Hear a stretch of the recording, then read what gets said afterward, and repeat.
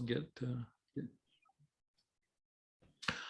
Okay, good evening and welcome to another episode of American Cultural Shifts.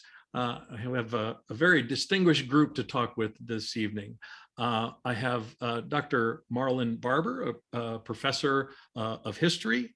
I have Daniel Ogunyemi, if I said that right, yeah, yes. Who is a doctoral student in business psychology. Master Ernie Moore, my good friend and boxing instructor, and of course myself. And so we're going to talk this evening about difficult things. We're going to talk about race and racism, and I am grateful to all three of you for being with me this evening.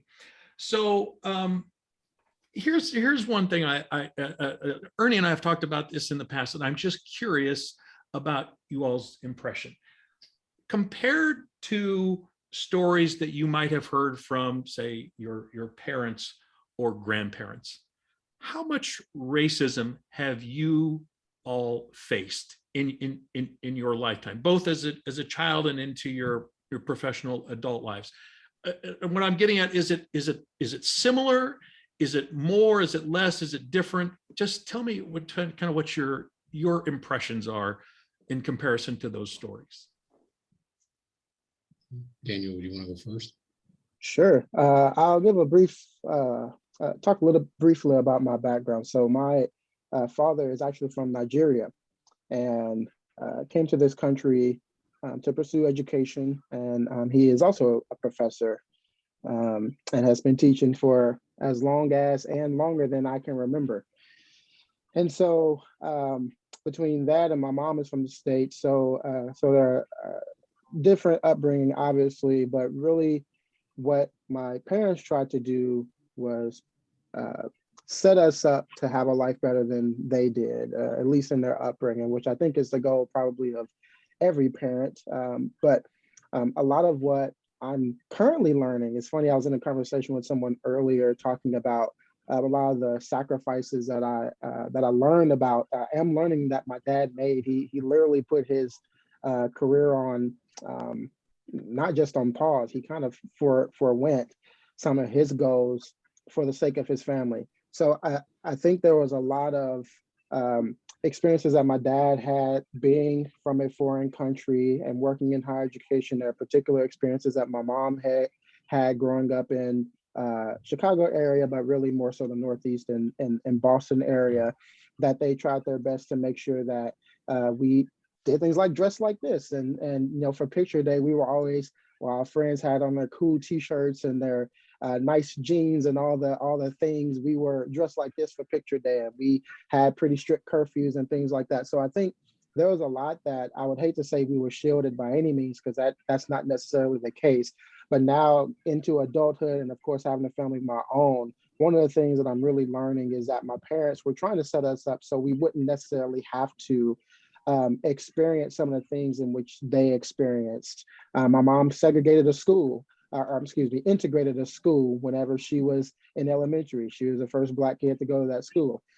So it really wasn't necessarily a big deal then. But anyway, just those experiences, I think, go into how my parents decided to bring us, when I say us, I'm the youngest of 6, bring us up so we could kind of, in a way, not have to experience some of the same things that they did.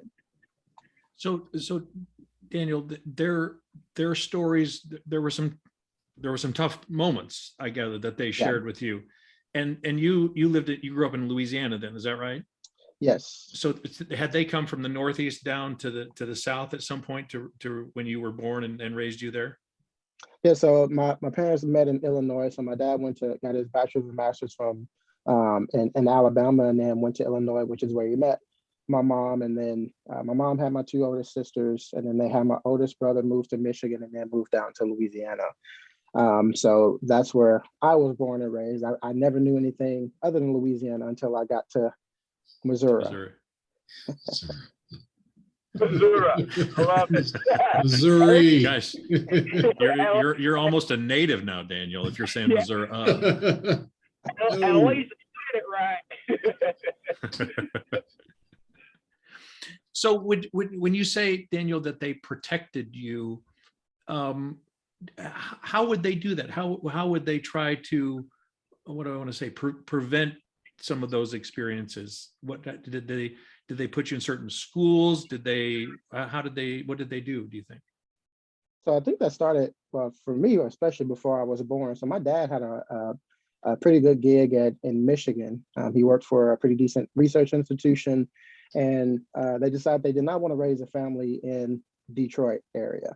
They were pregnant with the brother right above me. So the two of us are the only ones born in Louisiana. And they packed up, and it's funny because I just talked to my dad about this last weekend, but they packed up and moved down to Louisiana from a connection that my dad had, I think, accidentally made. So to answer your question about how they kind of work to protect us, first of all, I'm a preacher's kid. My dad's a preacher, a pastor now.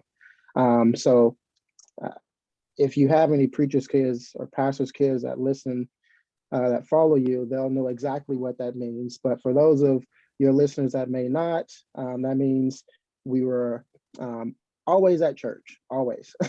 It seems like if we weren't at school, we were there. But there are just a lot of, so that's definitely the foundation that they started to build in us, and is still very important in my life today. But also, we had particular things like curfews. When our friends would want to do things, there was absolutely no way we were going to be privy to some of those privileges that they have. Whenever we, like I mentioned earlier, the way that we dress. Saw my dad wear a suit pretty much every day. Now my fashion's a little bit better than his, but saw him wear a suit pretty much every day. We were did things a lot like they always would tell us, if you don't have anybody else, you always have your family, and they instilled that in us, that the family unit is important.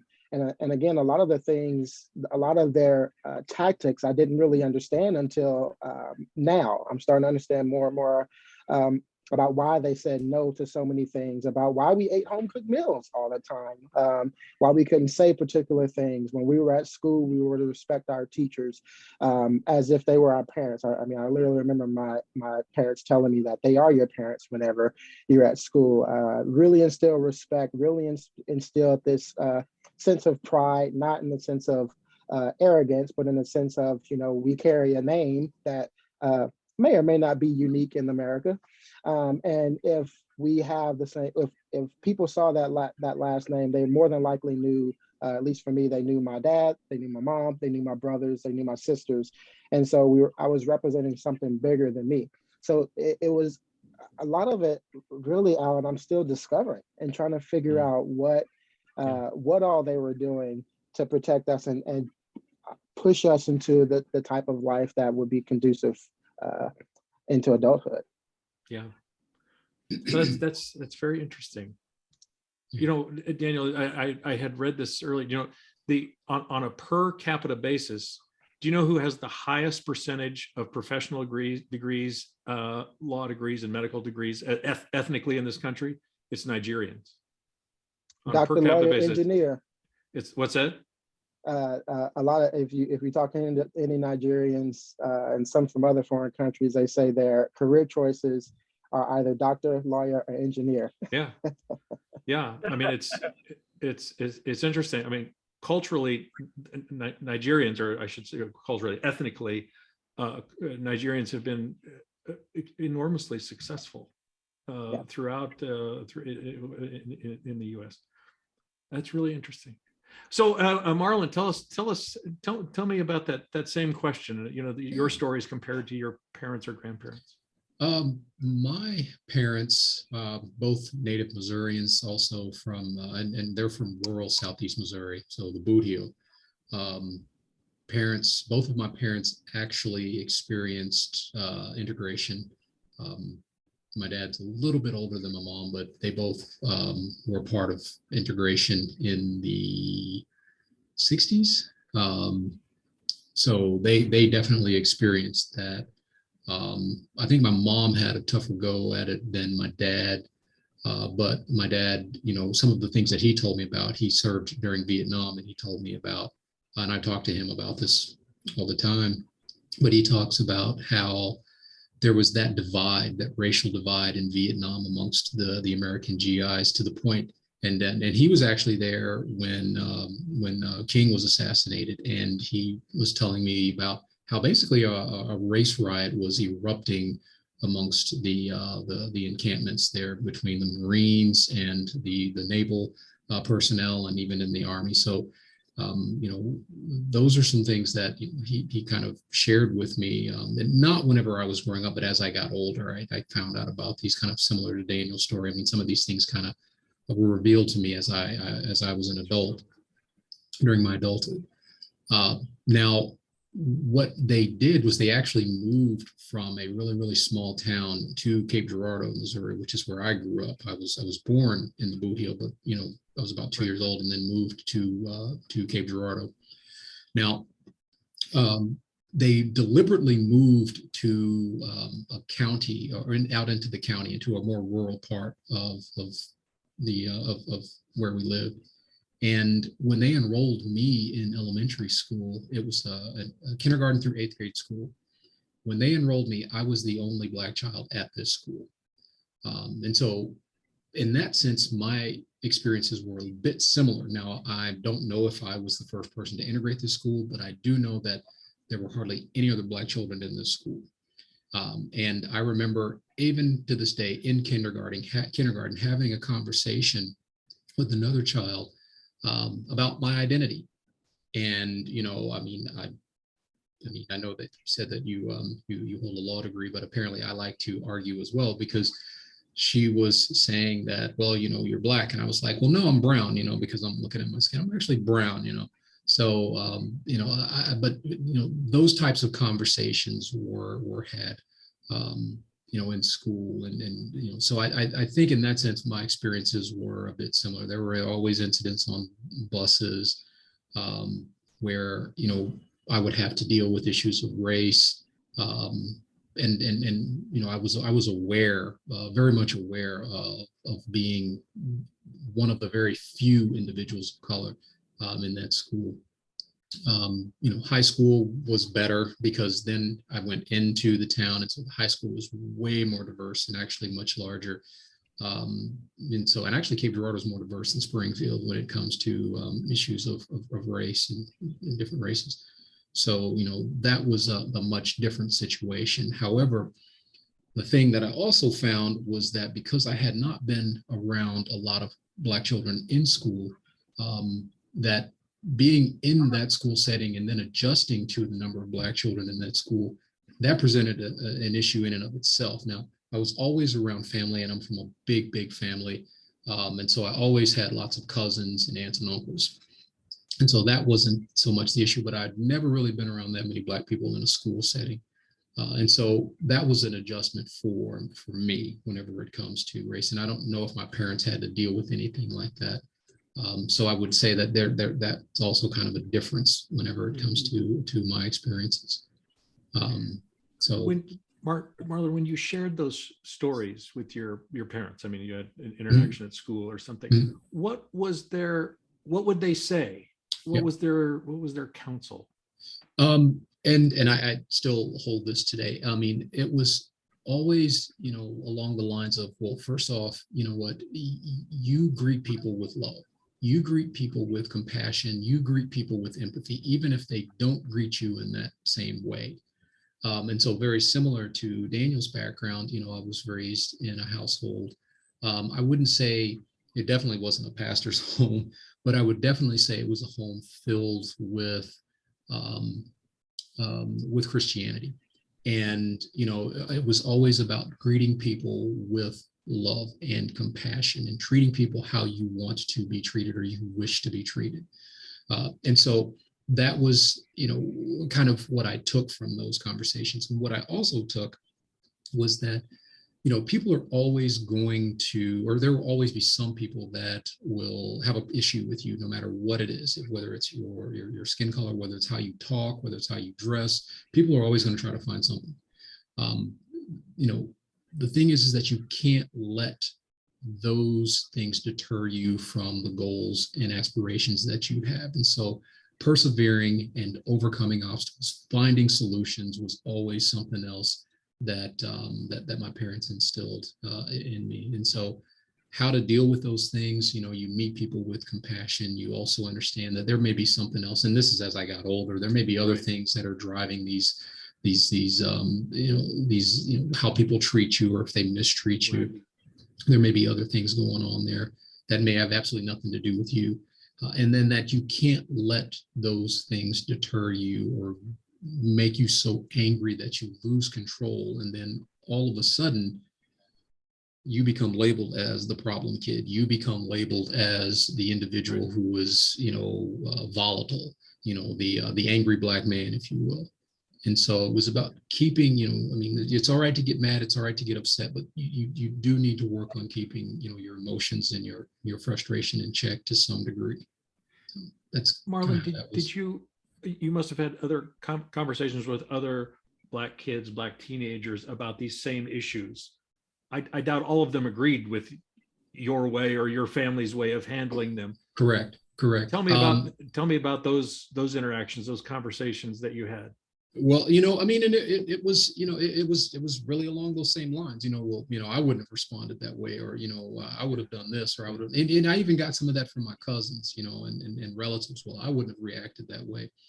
Well, because I took the approach that I took, my life's trajectory went in a very, very different direction than those individuals. Many of those individuals have had a much more difficult go at it. Not to say that my life has been easy. I'm not saying that, but I definitely did not have the same social and legal struggles that many of those individuals found themselves in, because they simply reacted to something in a very, very different way than I did. Yeah, understand. So that sort of leads me to this next question, which is a tough one. So this is just a statistic to kind of throw out there. So 26% of African Americans live in poverty, compared to only 10% of whites. 5% of white children will spend half their childhood in poverty. 40% of African American children do the same, spending at least half their childhood in poverty. To what degree do you think that difference is due to past racism versus ongoing racism? And maybe the first question is, do you think it's due to racism at all? If the answer was yes, is it past racism? And there's sort of this, it takes a while to catch up. In other words, there's a legacy of education. Now, you guys are, Daniel, you mentioned your dad has a PhD and so forth, but there's a lag typically between generations regarding education. In other words, your parents have a college degree, it's more likely you're going to. So my what I'm getting at is do you think is this past racism that just kind of echoes over time, or is this contemporary ongoing racism? And maybe it's not one or the other, but tell me what you think there. I want to follow, this time I want to follow my historian fraternity brother to talk about. I love when I get to hear him answer questions like this, because it's like so fat. I'm always on the edge of my seat. So yeah, me too. You can see I'm actually leaning forward here. I think that's a very astute question, and it's a complicated question. I think that you could ask that question to a variety of people and you'll get a variety of answers, just kind of starting from there. I think that it's a combination, as far as the causes. Historically, we know that there were deliberate attempts, whether it was at the national level or the state level or the local level, to prohibit economic gains to be made by, and not just Black people, but immigrants, marginalized people of a variety of sorts, women, you name it. There were deliberate attempts to limit the economic gains by those individuals. I like to give, Kentucky as an example, because I did my undergraduate work in Kentucky. Kentucky in the 19th century had prohibited Black people from distilling alcohol. So Black people were not allowed to distill bourbon. The same wasn't true as in Tennessee. And so and the crazy thing is that you had a lot of those individuals, those master distillers, they got those ideas from enslaved people. So Sure. One of the, an interesting story that, last few years, Nathaniel Green was the individual, they called him Uncle Nearest. Well, he actually taught Jack Daniels how to distill whiskey, but he never got any credit for that. And so that's an example, where, you have an individual who has this talent, who has the skill, but is not permitted to do so. So I think that, looking to the past, you do find the root causes of that. Now, as a historian, we also know that things change over the course of time. That's one of the big things that we look at, how are things in a given moment in time, but then we also look at how do they change or how do they evolve over time, and what impact does that have in society? How do people respond to those changes, whether they be political, economic, or cultural, or social? And I think that as time progressed, what you see is a continuation of those efforts to prohibit Black economic gains. Now, under Jim Crow segregation, you do have an elevation of Black economic life. And that was because once freed, Black people could then participate in a capitalist market. They could work, they could own businesses, but it was only Black people that were patroning those businesses, that were going to those businesses. And so you do see some economic gains. Now, with integration, what you have is the reversal of that, because then Black people, you're not limited to only going to Black-owned businesses. Then you can choose and go to wherever you want. Black people did just that. Hey, I have this economic freedom, I have this economic choice.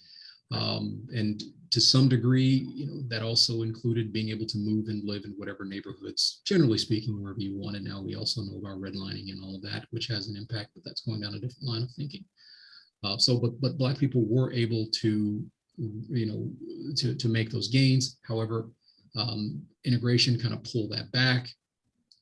And I think that with the, desegregation and the integration of businesses and schools, that has had, and I'm not saying things need to be segregated. I always have to put that out there as a disclaimer. That is absolutely not what I'm saying. But I think that Black people made the economic choice as customers, as patrons, to go to different businesses. And what that ends up doing is causing a decline in Black-owned businesses.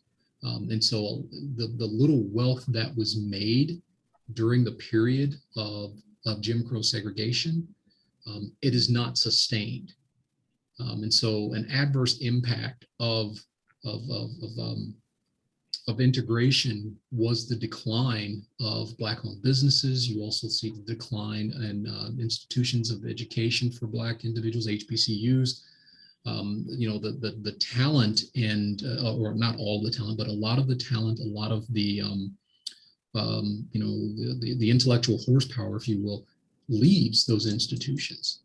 And so I think that, kind of what you were getting at, and one of the things that you were saying, looking at those statistics, you have to look at the legacy. You have to look at how racism was written into institutions, whether it be the legal institution or economic institutions, or how, and there was an adverse impact.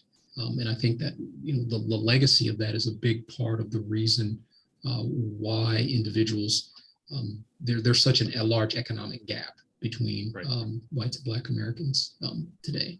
So I know that's kind of a long-winded, but no, but very good. I would expect no less from a professor of history. Great. Very good. Daniel, what are your thoughts? And if I can just pick up where Dr. Barber just left off, like there is this, one of the things, especially from like my profession, my lens of psychology, but so just thinking about people in general, in present day, when people hear that word racism or racist or whatever it is, I think this is kind of twofold. People get very offended by it, and people have also weaponized it. People have used it as a weapon, and I think it kind of robs the word of what it really is. Racism were policies, practices, procedures, the norm, in this country for a very long time. And we're not just talking about slavery, although that obviously was one of the most profound markers of slavery. We're not just talking about Ku Klux Klan and other white supremacy groups. We're talking about it being baked into many of the systems in which we operate in today, as Dr. Barber just mentioned, but also to include things like education, even places of worship. I mean, it is baked into the fabric of our society. And so whenever we start talking about that word racism, it's important that we start to peel back the layers. And I think to a certain extent, we have to not use it as a weapon when we disagree with someone or when there are perhaps microaggressions or other things. You know, we have to look at racism as maybe more of an adjective to describe particular systems in which we're still operating under. And so when there were direct and purposeful actions to exclude particular individuals from these systems, from being contributing members of the society, from having inclusion or being equal, then we're not just going to be able to say, oh, those things don't exist anymore, those slavery is gone, the policies aren't necessarily there, therefore we can pretend like everything is back to normal. I think there are those legacies and those trends, if you will, that were there in the past, and there are a lot of people that still have not, a lot of families, a lot of generations that still have not been able to recover from some of those more explicit systems. And so we're not too far removed from a generation that was not educated, was not allowed to get educated. In fact, in the city that we're in, there is a very prominent figure where there was the only school where African Americans could go to, and it wasn't that long ago when desegregation of schools happened. It wasn't that long ago. It was in my parents' lifetime in which those types of things had happened. Now, you mentioned both my parents are actually educated, and let my dad tell it, you know, anyway, education was huge in our family, because part of the reason that our parents pushed for education so much is that they used to tell us that's something that nobody can take away from you. Once you have it, and you can use that as a tool for a lot. So I'm blessed and fortunate enough to be able to have had those types of role models and those cheerleaders in my corner. But like some of the statistics you mentioned, I mean, we're still in the age of first generation students. We're still in the age of first African-American CEO or first African-American to do this or whatever it is, or insert whatever other, I only use African-American because I default to that because that's my own identity, but you can insert really anything into that. We're still in the age of first. And so we're slowly coming out of some of those systems, but they're definitely still alive and well. And I'm just not I have to stop myself because I can talk about it for days, but I'm just not a fan of how we currently have the conversation around things like race and racism. It doesn't have to be scary. None of us were, well, most of us weren't necessarily there when some of those systems were explicitly being perpetuated. And so it's really a all of us approach how we're going to fix or right those wrongs. Whatever that looks like is not what's going on politically and culturally today. It's frankly pretty frustrating. So it is an all of us approach to be able to tackle the systems in which we all inherited. But we are, for whatever reason, at arms with one another. And it is something I think I've probably devoted my life work to now. Daniel, you said a couple things, actually. I don't know if it's okay. Yeah, go ahead. Daniel, you said a couple things that actually, that prompted me to think, definitely when it comes to the term racism, the power dynamic that goes behind that, and kind of what that means, and that that gets lost. People typically mean, or whenever they say racism, that just means someone that's bigoted or has a bias towards someone. But what they don't understand when it comes to racism, that word itself, it's about having a power dynamic and being able to use that prejudice that you have to prohibit gains or to inhibit someone's life to have measure some measure of control over life based on your particular prejudice. And so that that oftentimes gets left behind, and it's just, well, you're being racist, or you're that's reverse racism, when ultimately most people of color don't have a level of power to dictate the control over someone's life. Now, and the other thing that you mentioned, you're talking about for first generation. I myself am a first generation college graduate in my family. I'm not the only one now, because my cousins, some who came after me, were able to do that, but I was the first generation graduate. My parents went, but they didn't finish. Now my mom has since done. I think my mom has an associate's degree, but I was first generation, and I'm fairly certain that I'm the only person in my family that has a doctoral degree. So, so there are some, there's still four firsts that are happening, and it's 2020. So let me ask this. Well, it's going to be a question. I'm just going to share with you an observation. Okay, so I mentioned that my wife is Indian, so there are some things I have noticed in Asian culture that I seem to lead to some success. And here's where I'm going with this. Since our kids have been little, right? Whether it's been in Kumon when they were little kids, camps, tutors, everywhere we have shown up to have our kids engaged in things. I'm going to tell you, it's usually somewhere between 50 and 90% Asian kids. Okay, it just is. I just dropped my son off at a camp back east. Probably 3/4 Asian kids. There's a few white kids, very few black kids. Talk to me. I mean, that's just my observation.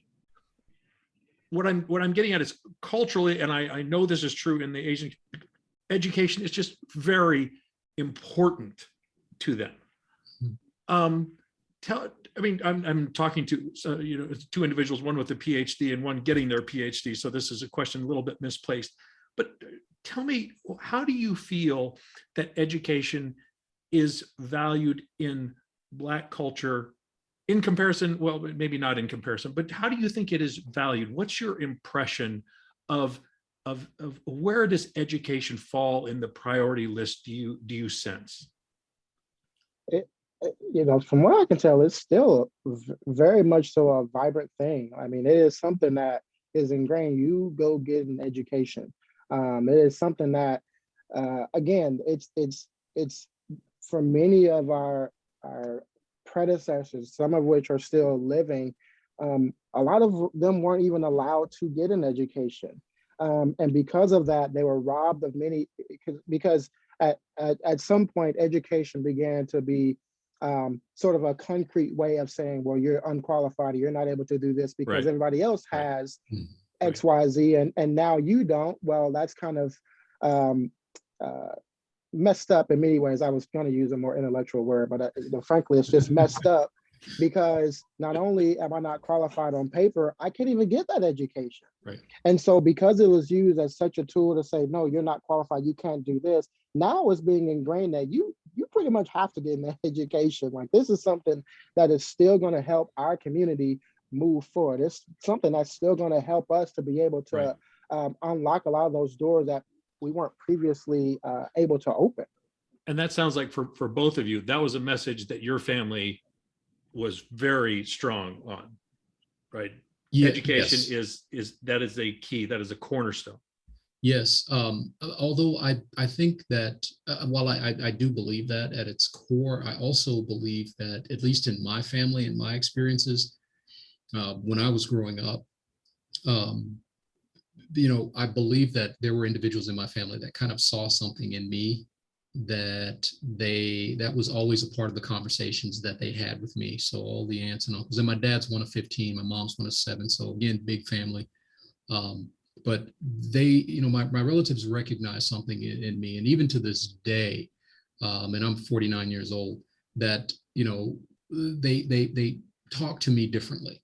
and I've recognized it. I've seen it. They respond to me differently, not in a bad way, not in a negative way, but they respond to me differently. And so growing up, I was shielded from a lot of things that some of my other relatives were getting into that led them down a different path. And it was there were always questions about your education. How are you doing in school? What's going on with your classes?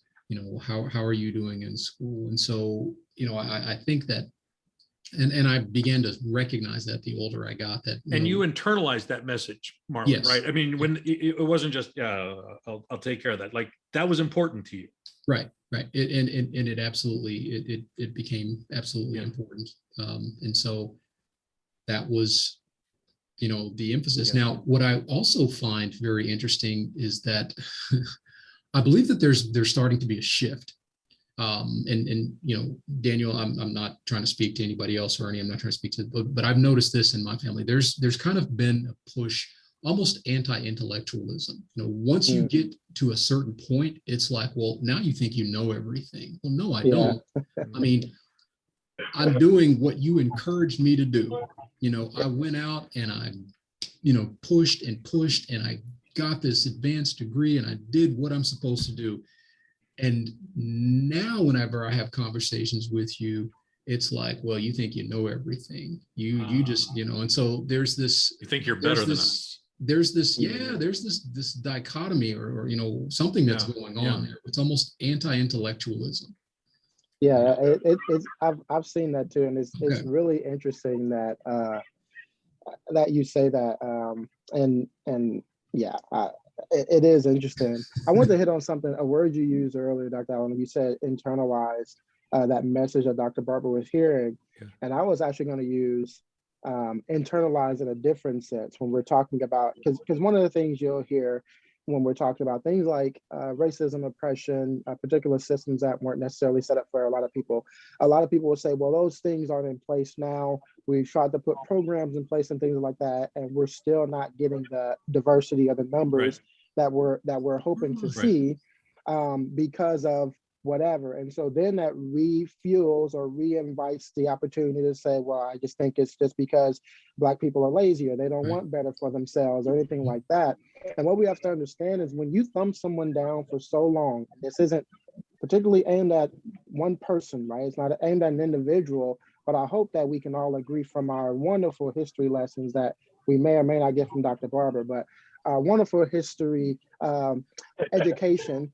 One of the things that I hope we understand is that even if we did just focus on slavery, which wasn't necessarily all that long ago, we have to realize that there were people that were brought here and that had adverse experiences. They were ripped from their families. They had their names ripped from them. Their legacies were basically gone.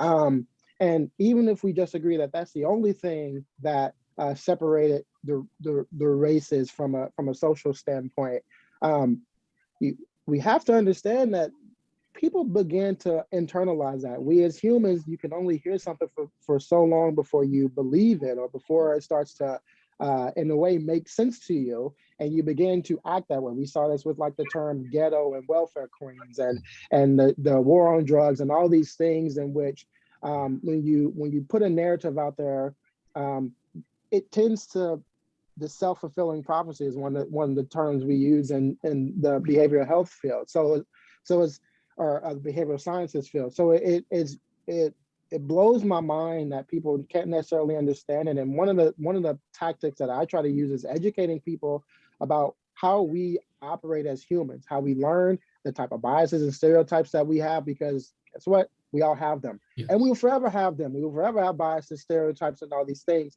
So how do we teach ourselves how to recognize them and operate with them while still understanding that other people have them, other people have other upbringings and experiences, and it will be great. One of these days, this is my optimism, and this I guess this keeps me going. One of these days, we'll be able to be in the same room with our ton of different experiences, and that will be okay. There'll be nothing wrong with that. That's my hope and prayer for one day. So let me ask all three of you this then. I mean, so Daniel, I'm really glad you said that. I mean, that sort of well, I use the words internalizing, but there's sort of the self-fulfilling prophecy of I'm not good enough or I'm not educated enough. All three of you have broken through that. How did you do it?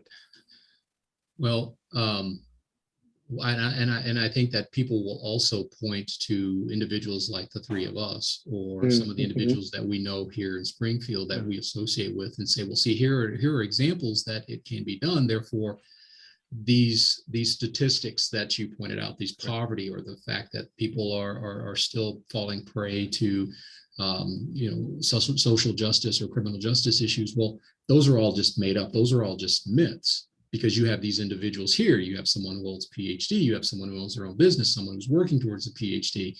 You have individuals that are executives, individuals that are millionaires. The thing is that we are not the norm. We understand that, and we know we are the exception. We are not the rule. And knowing that and understanding that can, that's something that is also internalized. Knowing that, hey, you know what, as hard as I'm working and I'm trying to make a better life for my children and my family, but I'm also trying, and I look around and see other Black people in Springfield or around the world and in Missouri, and realizing the hell that they are going through and what they are suffering through. I can look at my own family, and that is a tough pill to swallow. And sometimes they caught a bad break. I get that. I understand that. Sometimes the decisions that they made led them into a certain area, into a certain position in their lives. But, it's there. I don't know how else to put it, but, we're not exactly the norm. Yeah. That's good. Ernie, how did you kind of break through, if you will, as Daniel pointed out? How did you get through that? As I'm listening to it, it's amazing actually to hear and look at my own story and then see the similarities with the brothers. I still stand by the exception to the rule. Whereas I saw racism on a numerous amount of levels in my business and in the world I've been in. I'm in front of a lot of people, a lot of different really wealthy people constantly. And it was a lot of not what you knew, and then it was a lot of who you knew. But no matter what, I think the thing that was consistent with me, and what it sounds like with both of my brothers, is the family environment, and at least having one or two people within the family, because my family isn't perfect. I can look at them and see, honestly, where there's a lot of things that they're doing to hold us back as a people, some of my family members, without judgment, just seeing it. But within each one of our family environments, I think I'm seeing the similarity of someone there who told you were the exception to the rule and didn't allow the excuse. Having racism, what I dealt with growing up in Springfield, racism being very blatant in my face, my mother and father going through racism on a regular basis as they grew up and telling me their stories. I think I was the next level with both of my brothers, where it was, you treat everyone the same way. You treat them with the heart that the Lord gave you, but you don't take it. You stand. Obviously, I'm a boxer and martial artist, so there were a few times where I went a little bit further, and there was a couple times where I was in the right, and my dad was the one who told me you were right. But there were a couple times that I was in the wrong, and I was just reacting from the reaction. Yeah, Ernie, I think your audio broke out there. That's not necessarily the best way to think. Going back to the exception of the rule was with me, what I see. So sorry. Can you hear me? We can hear you now. now. Yeah. Oh, am I out? No, You're we in now. can hear you now, but there was Okay. a point there where you said you were in the right sometimes, but your father also pointed out that sometimes you were not in the right. I think that's where you kind of cut off. I'm sorry. I apologize. I'm going to stop here. But yeah, so when I wasn't in the right, he was the first one to tell me, no, you're actually just reacting the way he wanted you to react. And that's not okay either. And so the similarity that I'm seeing between the brothers is having someone. With me, it was my father who was very clear about blatant racism, this, yes, blatant racism, that, but you're going to have to, if you want to be successful, you're going to have to learn how to deal with subtle racism, which means that even though you're the next guy in line for the promotion and you're the boss's best friend, the peer pressure on the boss from tradition to pass over you is higher than it is for him to be your friend. And you can't come home and complain about that. Why? Because I expect you to be better. And so I think somewhere in that with us and both of these brilliant men can also, I bet, contest to it. I think a big part of it for me is having a father there, and one of the issues we're dealing with right now is our fatherless society as Black men. I hope you got all that. I did. Yeah. Good. Yeah, and if I were to just add anything, I always give the first praise to my faith. I think that's something that, like I mentioned earlier, was instilled in us. But just to echo what both Dr. Barber and Ernie said, like there really was no other option for us, and that standard, that accountability that my parents, my siblings, even the fraternity that we are members of, that standard that was set, we had to follow it because there was no other option. And I think in many ways, at least I can speak for myself to say, I believe that's a blessing, that's a privilege that some of my other counterparts, they don't know that to be an option. They don't know how to get themselves out of whatever situation they find themselves in, whether it's from their own doing, their family's doing, other society. I mean, they just don't have a clear direction and a path on how to get to the road. Yeah, Daniel, I think it is almost impossible to underestimate how valuable parents and family is to the raising of a child, no matter what race. I mean, the messages, the words that you use over and over, that imprints on that child in ways that echo throughout the rest of their life. And I completely agree. I mean, it sounds like in all three of your cases, you had a family around you that was strong. They were strong in what they believed. They were strong in what their expectations were for you. And I mean, I think a lot of us can identify with that. I mean, I think we're fortunate to have family around us that taught that lesson. Yeah. Let me shift gears just a little bit here. So I'm gonna throw out another piece of data, and then I'm gonna have you react to it. So there was a study done in 2014. 3 out of 4 white people have no non-white friends. In your opinion, what does that reveal about our culture? And what I'm getting at here is, do you think that is a result of choice, or is that just chance? In other words, where you're born at is where you're born at. And if you're born around a bunch of white people, that's where your friends are. Or is it that we choose those friendships? I think it's largely by choice. I think that sometimes it's by chance, but largely by choice. Now, I mean, when you're a kid, you can't exactly choose where you live, what neighborhood you live in, but as adults, we actually have that choice. We have that option. And so, you know, people have a tendency to choose. I mean, there's a reason why, for example, St. Louis in 1950 had about 800,000 people, and today barely has 300,000 people, yet the suburbs have swelled. You have desegregation and white flight.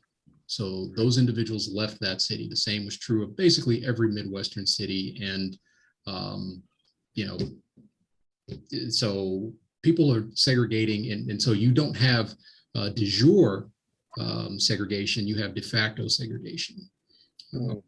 I have actually asked students in class, because I also teach an intro survey to African American studies. And I've asked students, and being Missouri State, most of the students in this class are actually white. And so I've said, well, so how many of you have actually, because college kids like to road trip, right? I know I did. We were always road tripping, going to different universities, right? Loved it. So I asked them, so how many of you students have actually road tripped and gone to other colleges? And most of them raise their hands. How many of you have actually gone and road tripped to an HBCU? Ooh, hardly any of them. And definitely none of the white students. How many of you have actually gone and hung out with and gone to a party of a historically Black fraternity or sorority? Hardly any of them. And I asked, okay, so why not? Well, I wouldn't feel comfortable there. I'd feel out of my element there. And I'm looking around the classroom, and there's like 4 or 5 Black students, and I'm like, you mean like potentially how these students might possibly feel being on a campus with 24,000 students and them being about 2 or 3% of the population. You feel kind of awkward like that. Yet they are immersing themselves in this environment. They are putting themselves in your world. And it's a choice. They didn't have to, but it's a choice. And so I feel that for the most part, it is a choice for people to segregate because they don't want to feel uncomfortable. They don't want to feel as though, well, man, I can't be myself. Black people have to code switch all the time. Women have to code switch. People have to code switch all the time. It's how we navigate the world. And just so I know, Marlon, when you say code switch, you mean use a certain language, use a certain gestures, certain. Well, how you carry yourself, how you speak, how you present yourself, you change that depending upon the company that you keep.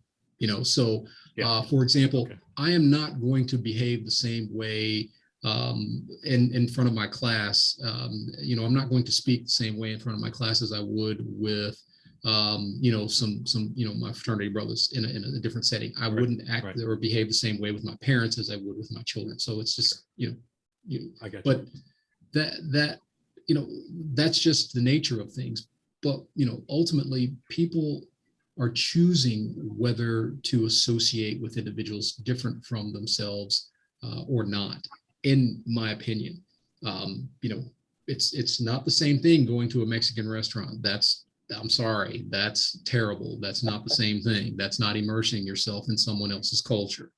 And cashew chicken is not the only. No, that's not even real for Chinese food, But we're famous for it in Springfield. That stuff is awful.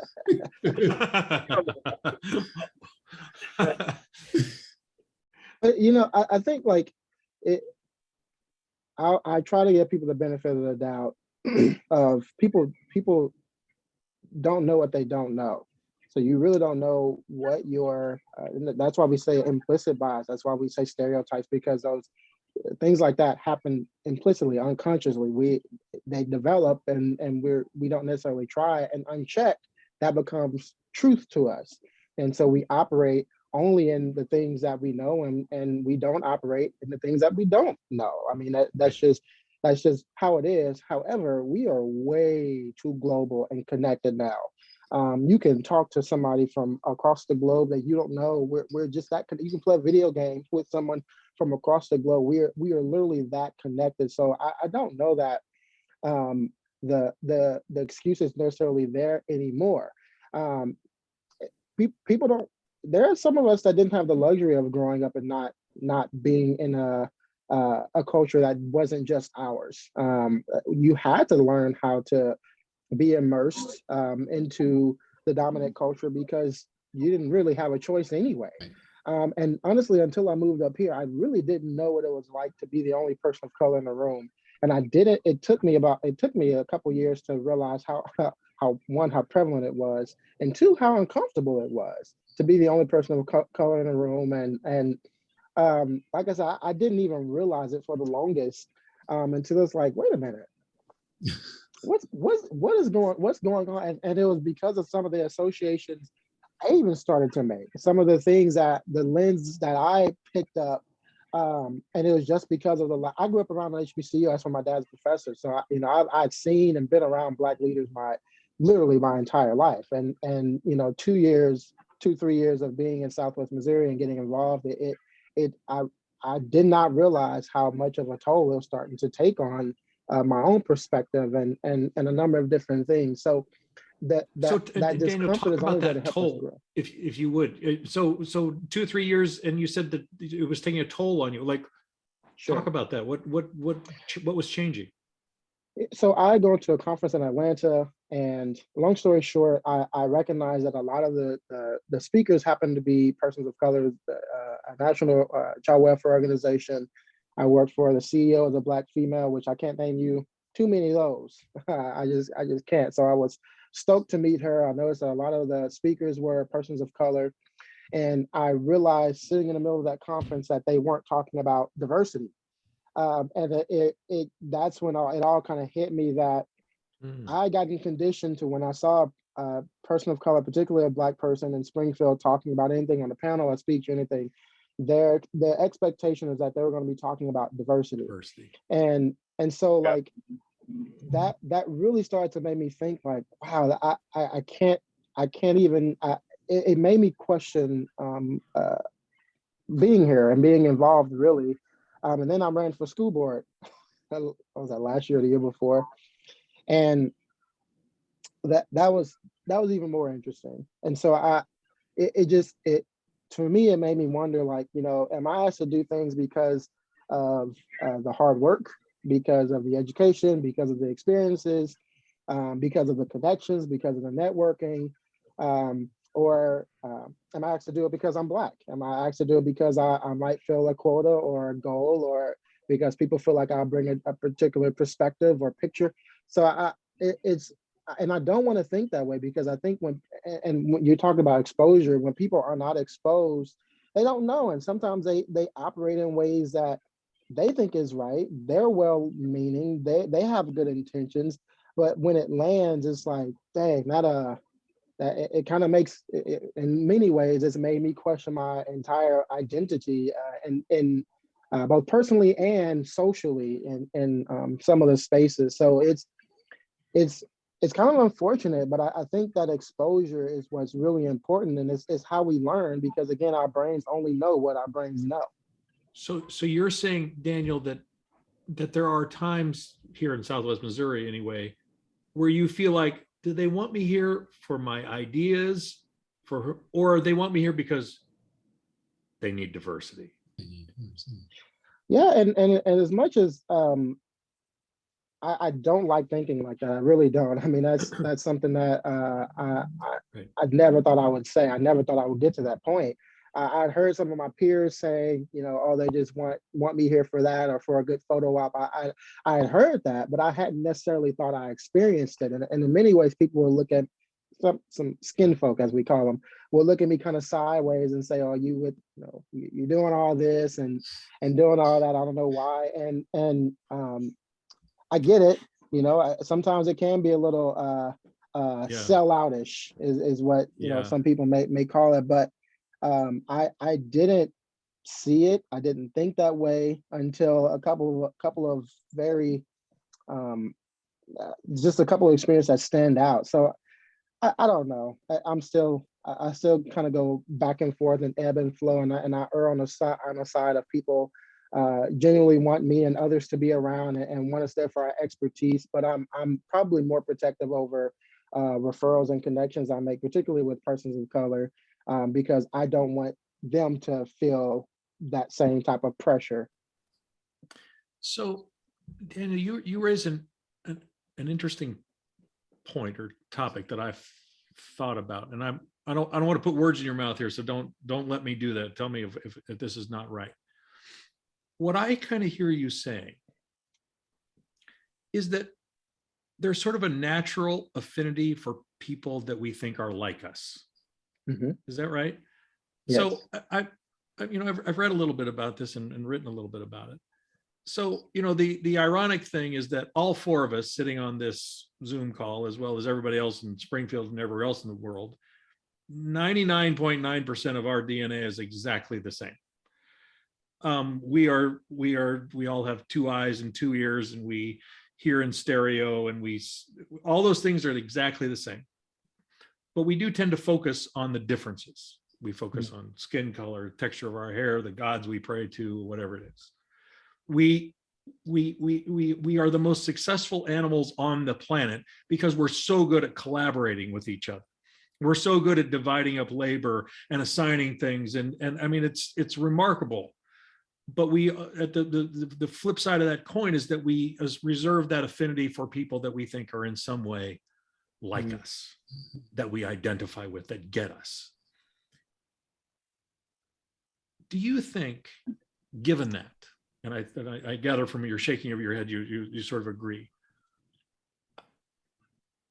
the American culture is complicated, right? You've got over 500 different languages spoken by probably at least that many different cultures or races. I mean, you're throwing everybody together in this melting pot, and the melting pot cannot boil.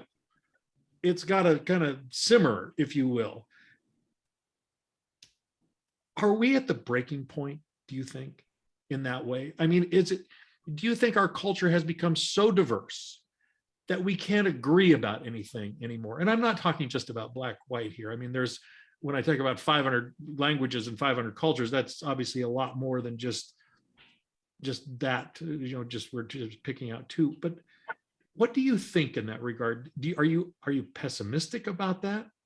Are you optimistic that somehow that melting pot eventually kind of works better? I'll try to keep this as brief as I can. I think that we don't have to be.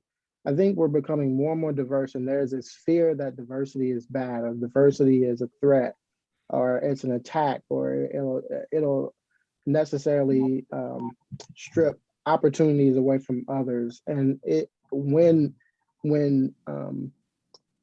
celebrated, when embraced, when welcomed, diversity can be one of the more beneficial things for all of us.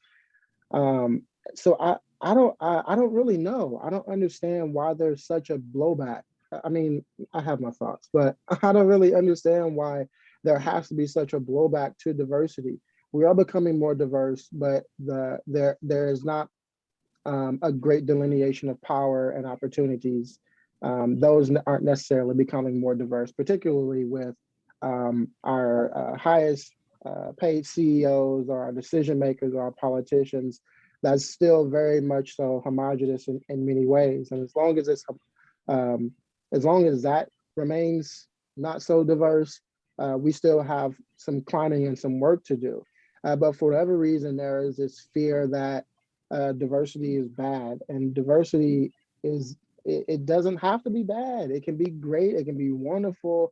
So I don't know what a breaking point is. I think Beyonce sings about it. So I hope we're not, to what she says, every woman has a breaking point. Now, I think that was Beyonce, right? I hope we're not to a breaking point where, it's like this pressure and stuff breaks and it gets horrible before it gets better. I hope we're able to maybe patch the bridges back, and we don't have to let the bridges break. I hope. Marlon, you must have some thoughts on this. Yeah, I do. A couple things. One, I've always, and I can remember, I think going back to even high school, I've always thought of America not so much as a melting pot, but as a giant salad bar.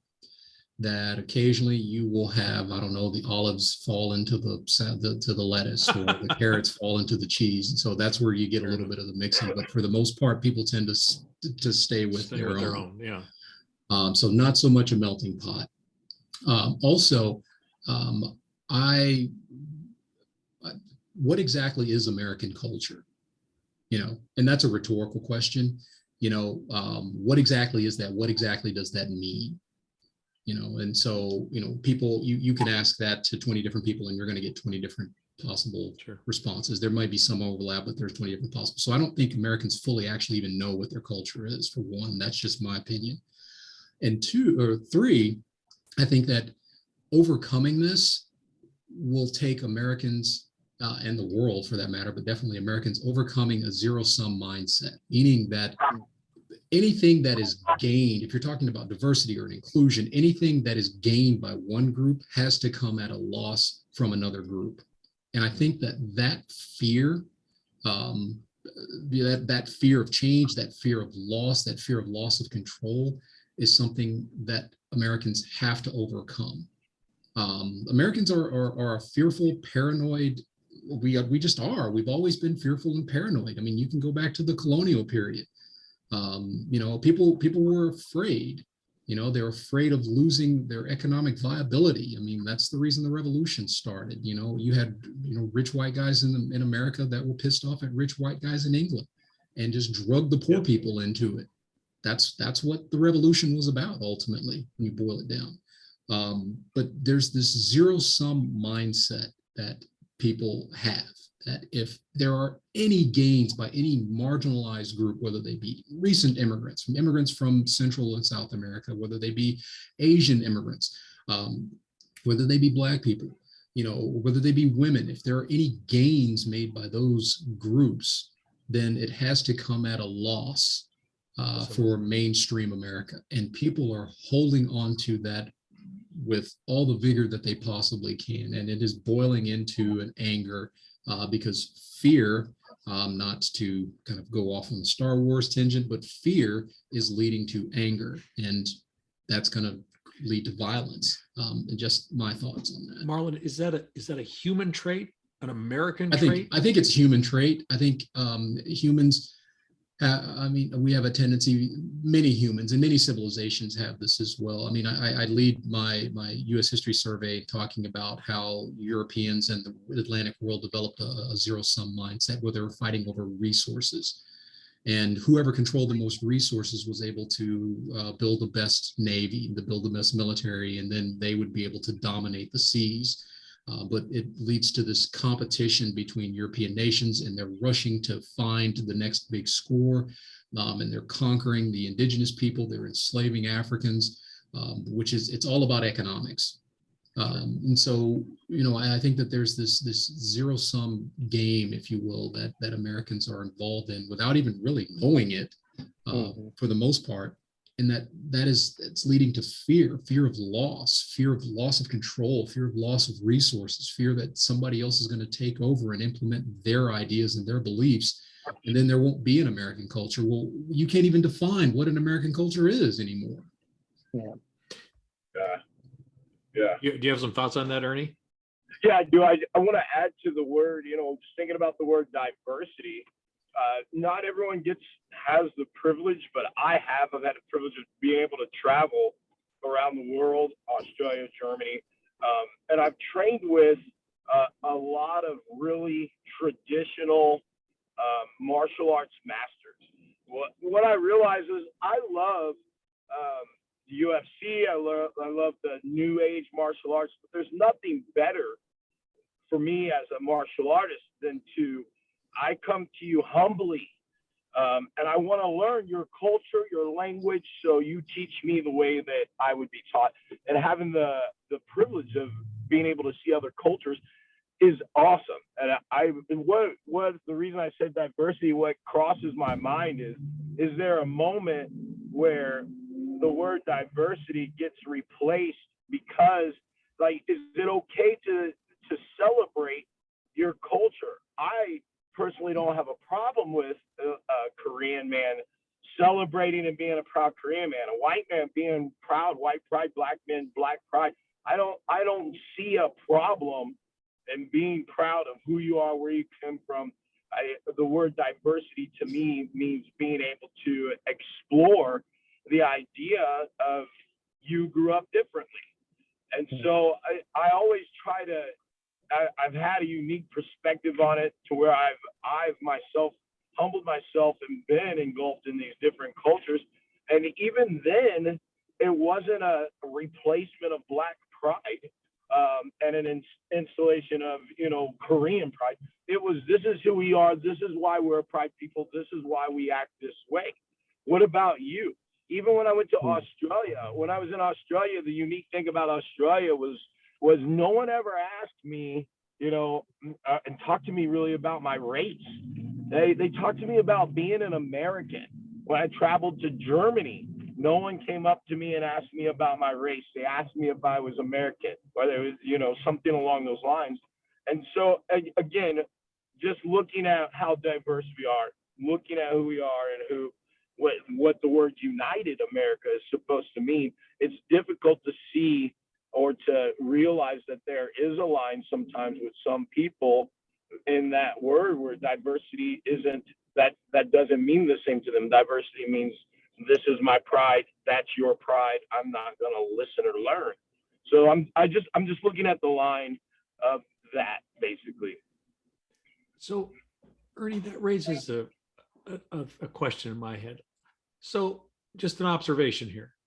It seems to me over the last maybe 10, 15 years, I hear people identified by two things: their race, their sex, and I'll throw sexuality into there. You're a cisgendered white male, something like that. Have we made race, have we made it too much of a thing? Is it so prevalent in our culture that we focus on it too much? Well, that's really, really difficult, because that in some realms, I feel like Brother Daniel, where I'm like, yes, that happened, that's true, but let's not weaponize this. I still grew up in a culture of, we don't need to make things worse by acting out. So that right there, it's really, really, it's tricky. I don't know. Brother Marlon, you might be able to help me out, but does that make sense? Like what I'm saying, I see it as a way that it is something that has to be done. It needs to be brought to the forefront, especially the subtle racism that's there. But how far? Where's the line? Are we weaponizing it? Whereas in my mind, there's a lot of people who might not be racist, but now because of this new push, they're scared. And Scared to have people conversations. Yeah. Yeah, and people react one way or another when they're scared, and they do the same thing. They attract, they go to people that are comfortable, and so I think that it can be weaponized to a point to where we're actually running off some good folks on both sides of the fence, if that makes sense. Yeah, no, I agree with you. I think that there are individuals, and there have been moments where individuals have not only weaponized it, but have used it as an excuse to either do something, get something that they want, or to basically bring down somebody else, whom they have an axe to grind against.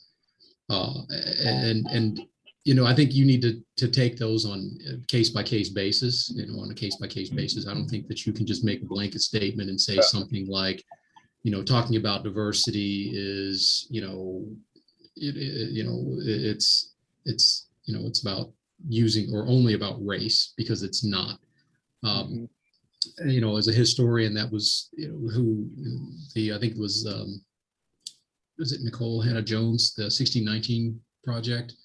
There was all this talk about, well, it's basically reverse racism and, integrating race into everything in American history. Most of the historians that had a problem with that, they didn't have a problem with the race aspect of it. What they had the biggest problem with was the fact that a journalist was writing history. That's what most historians were complaining about.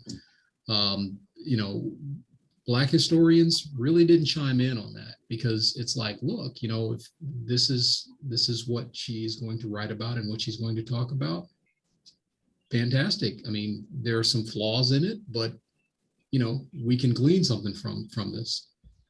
But I think that individuals have at moments and at times have leaned too heavily upon race and have used that as an excuse as to why they either, to justify their actions, whether they, are complaining about something or trying to justify whatever policies. Yeah. And I think that is it's getting worse. I think the first thing that came to mind for me when you asked that question was it's a catch-22 because I'm proud of my Black identity. I'm proud of the fact that I am, on my dad's side, first generation American. He's from Nigeria. His parents are from Nigeria. He grew up in Nigeria. So like I'm proud of those things. I'm proud of what they mean. I think like what both my brothers have said, like there is, it's too late in many ways for us to peel back this race thing. It exists in our culture.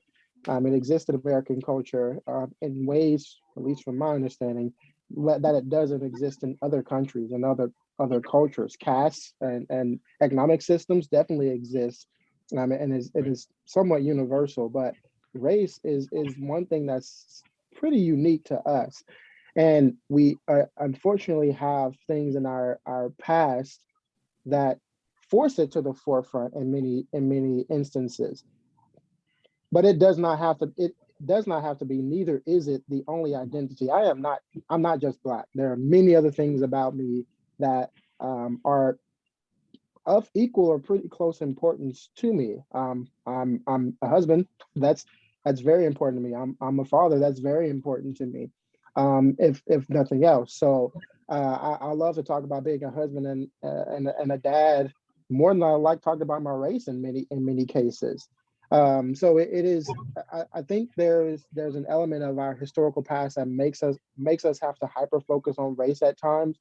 But the other side of that coin is we get too hyper focused on race sometimes. We have to learn how to see past that. Like I think you mentioned this earlier, Dr. Allen, like that we kind of mention race as a difference, and that's what we tend to harp on. That's where we stop and say, well, we're different because of race, so that must mean you like sweet potato pie except for pumpkin pie, which, by the way, I do.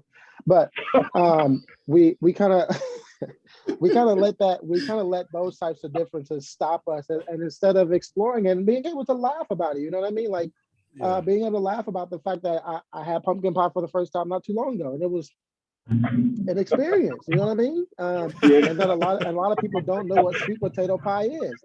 Like those things they're funny.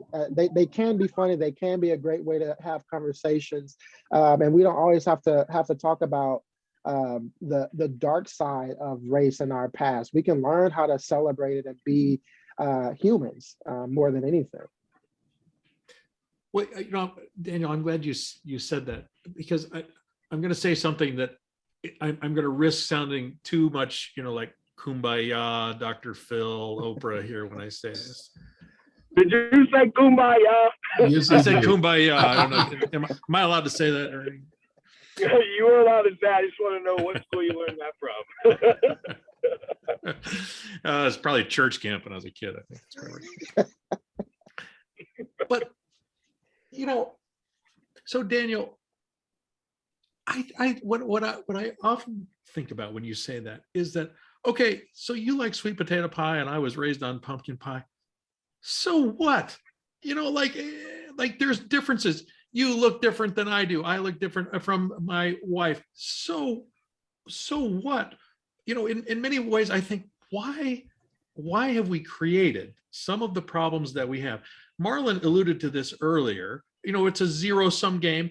And you're right, Marlin, I agree with you. Americans were a little paranoid, right? I mean, we've been paranoid for a long time. The Russians send a satellite over the top of America in 1967. We completely freak out, right? But we did create, by the way, the entire GPS system out of that. We wait in gas lines in 1974 and we completely freak out. And so we start, developing, the shale revolution, and we change things. I mean, there is an upside to our craziness or overreaction. But when you pan back from it a little bit, Daniel, you mentioned this earlier, not every other country has this. Okay, I agree. You go to Japan, everybody's Japanese. All right. You go to Finland, not a lot of racial diversity. Chile, not a lot of racial diversity. You go to America, we got a lot of differences. We got cultural differences. We like different foods. We pray to different gods. We all look alike. When you watch the Olympic team roll out for the United States, you have no idea sometimes where that person is from. When the Chinese Olympic team goes out, like you pretty much know where they're from, right? I mean, that is a difference. I have, and this is where the kumbaya comes in. I have always felt that that was one of our great strengths, you know, that we do have this diversity. So when you make decisions, whether it's in a company, in an organization, academically, you generally make better decisions when you have various different kinds of input, when not everybody is thinking the same. That seems to me to be an indelible strength of the United States, that it's hard to replicate that anywhere else in the world. But there's a downside to it, or I shouldn't say a downside, but there is a flip side to that coin. And that is, you have to be tolerant of one another. You have to go, when I go to your house and you and your wife serve me sweet potato pie, I can't go like, whoa, Daniel, what is going on? I say, like, well, that's how they do it, right?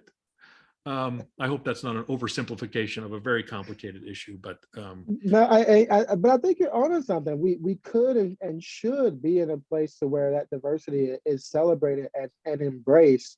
But it does take all of us, and it takes all of us to being willing to say, wow, we really do have different cultures that we all come from, because frankly, most of us in some way came from immigrants. We did not come from natives of this land. And so we had to bring a particular culture with us, or at least our ancestors did. And we happened to be in a place that in many ways, unfortunately, we were kind of just able to build it how we built it.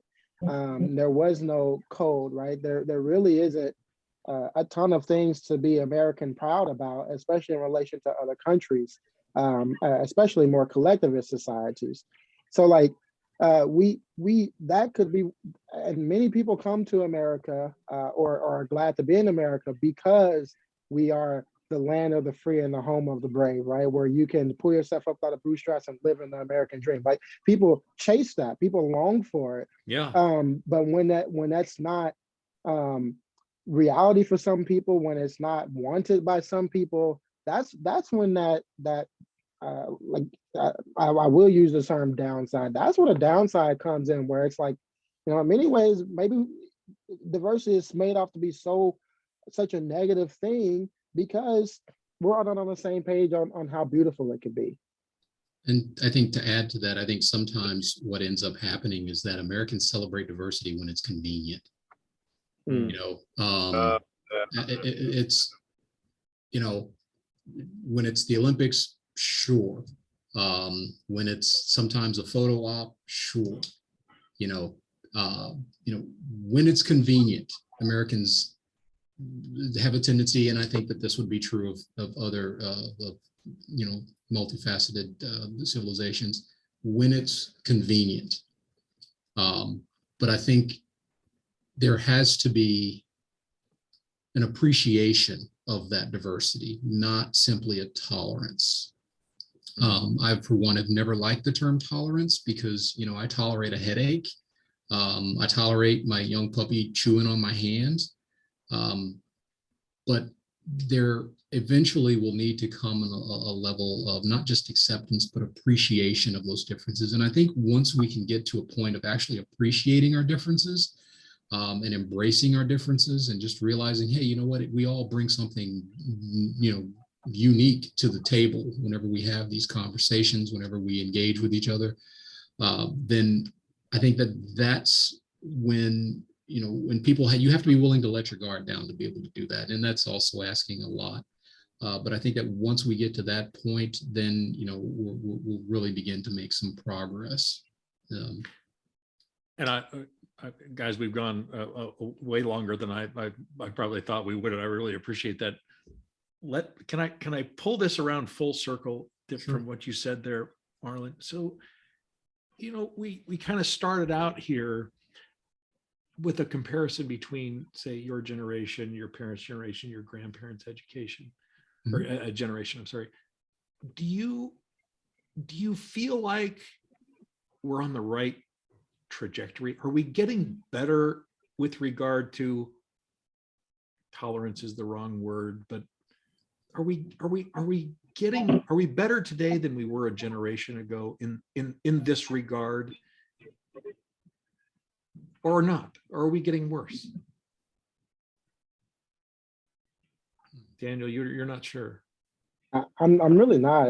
In many ways, it depends on the day and what we're talking about. I think from an access standpoint, there's almost night and day difference from access when you talk about education or jobs or community. I mean, there are a lot more opportunities, at least entry or on the surface that are there in this generation than previous generations. But there are a lot of these cultural wars and social justice issues that just continue to persist, and in many ways it seems like we are going backwards, and it's kind of sad to see, because like you mentioned how we start off, and I say, my parents tried to make sure that we did not have to go through the same hurdles that they did, as most parents would. They don't want their kids to deal with the same struggles. They'll have enough struggles, but you don't have to deal with the same things because I've already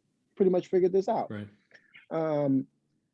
But sometimes it seems like we are. One of my mentors works as a colleague of Dr. Barber. He's retiring actually, but he's in his 70s, and he's devoted 50 years to this type of work. And sometimes I feel guilty is a strong word, and I've used that twice now, but sometimes I feel that with, you have people like that have been doing the work for a long time, and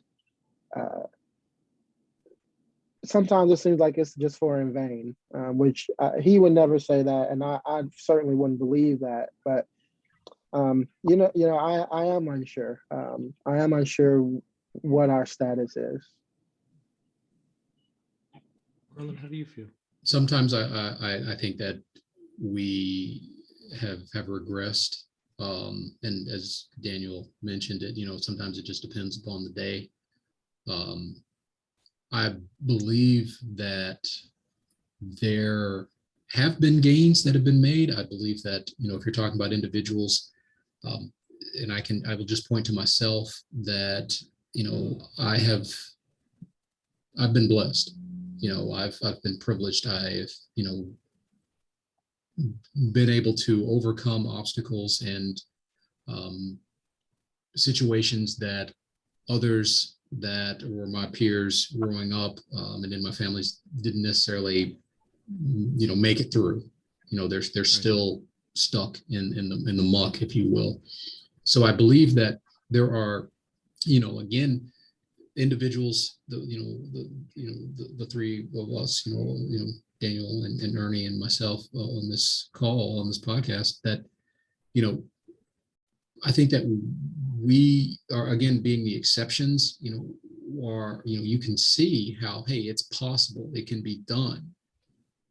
But there are so many more that are being adversely impacted by, as Daniel mentioned, the social justice issues, the criminal justice issues, economic issues, so many more that are and statistics show that those individuals are being left behind. And so that's where I can see there's not being progress made. For those of us that, and I don't want this to sound like W.B. Du Bois and the elitist, but the talented 10th, if you will, sorry. For those individuals, there are struggles, but it's, the progress has been made, the progress is there, but there are so many more. What about that other 90%, that are still stuck, that are still living in impoverished communities, that are still having their resources stripped away, that are now having their voting rights stripped away in some instances, that are now having their choices, Daniel, you mentioned the land of the free. Those individuals aren't necessarily experiencing that level of freedom. And sometimes it's through decisions that they make, not taking that away, not ignoring that at all. Sometimes it's through those decisions. But I would imagine that we live in a society that says, hey, you know what? You can make a mistake, but there's an opportunity to recover from that mistake and to rebound and to keep pushing. We've all made mistakes. However, for many of those individuals, one mistake is all it takes, and it's over. It's done. Yeah. You do not get a second chance for many Right. marginalized people. There's no second chance.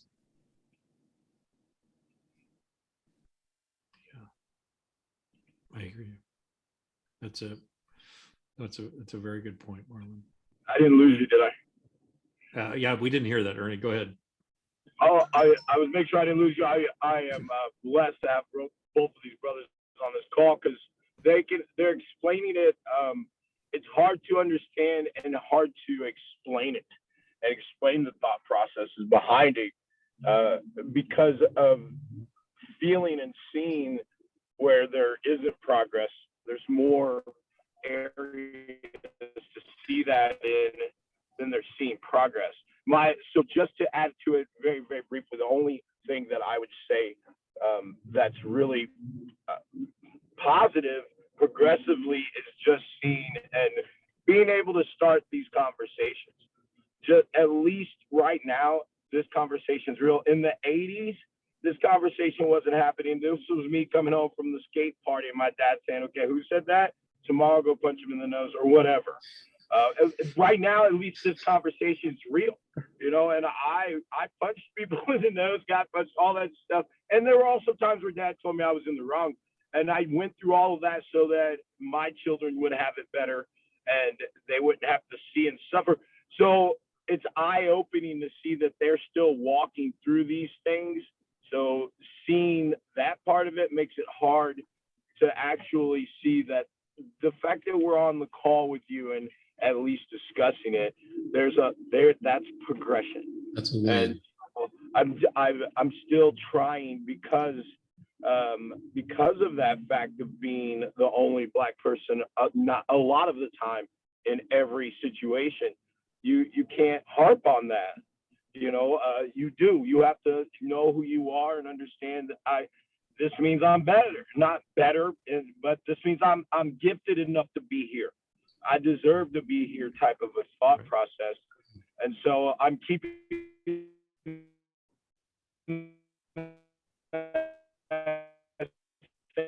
same thought process and saying right now, I'm looking at it still trying to hold on to, well, we're having the conversation.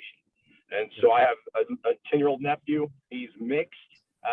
And maybe he won't have to have that conversation. Yeah. Well, guys, I've taken almost 2 hours of your time here, which I am very grateful for you. I could probably keep asking you questions for another at least 2 hours. I've got at least twice as many questions here on my paper that I haven't gotten to yet. But I want to be respectful of your time, and I just want to thank you all for taking 2 hours of your evening here to talk with me. And I hope we can do it. I hope we can do it again. I hope this has been good for you. I mean, I really enjoy this, and I know there's very little upside to this for you guys. But I think that these are important conversations to have, and it's important to hear perspectives like this, right? I mean, you can kind of go through life, as we were talking about earlier, Marlon, especially in the era of social media, and take a very narrow slice of the world and just think everybody's kind of like me and thinks like me.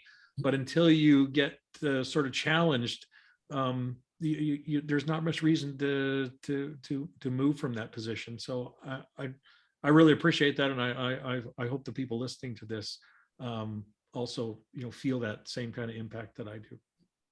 Always find conversations like this beneficial. It's not for naught. Yeah. Whenever I get a chance, I like to engage in conversations like this. So definitely beneficial. And I try to weave aspects of what we've done here into my classes. So we do talk about You know, maybe not as long and not as deep, but we do talk about these issues. So Right. just in a context, in a past context, though. Yeah. Yes. Yeah. Well, Marlin, Daniel, Ernie, thank you so much for spending the evening with me here, and we'll talk to you again soon, I hope. Thank you, Dr. Scarrow. All right. Have a good you. night. Okay. Have a good evening. All right. See you.